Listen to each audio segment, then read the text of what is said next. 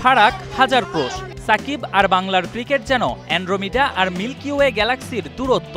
তবুও মিরপুরে না থেকেই আছেন লাল সবুজের একসময়ের পোস্টার বয় নবাব সাকিব আল হাসান।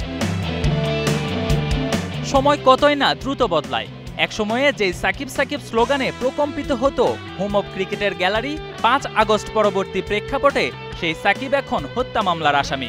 তবে রাজনৈতিক পরিচয় বাদ দিলে ক্রিকেটার সাকিবকে নিয়ে ভক্তদের আবেদন কমেনি এতটুকুও।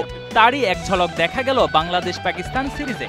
দীর্ঘদিন পর সুযোগ পেয়েই সাকিবের প্ল্যাকার্ডে ছেয়ে গেছে মিরপুর। সাকিবকে অনেক ভালোবাসি, বাট আমাদের অনেক থেকে আগে থেকে খেলা দেখি সাকিবের। বাট বাংলাদেশ যখন বাংলাদেশ খুব খারাপ করছিল তখন সাকিবে বিভিন্ন লিগে খুব দুর্দান্ত পারফরমেন্স করছিল, সেজন্য অনেক আগে থেকে সাকিবের ফ্যান। সাকিব ভক্তদের জন্য স্বস্তির খবর আছে আরও। প্রথম টি-20 জয়ের দিনে দীর্ঘ প্রায় ১ যুগ পর মাঠে বসে ম্যাচ জয়ের সাক্ষী হয়েছেন বিএনপি মহাসচিব মির্জা ফখরুল ইসলাম আলমগীর।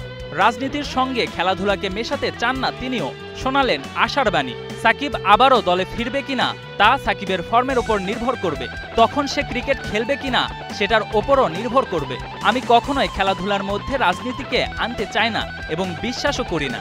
সুতরাং সে যদি যোগ্য হয় তবে অবশ্যই ফিরবে।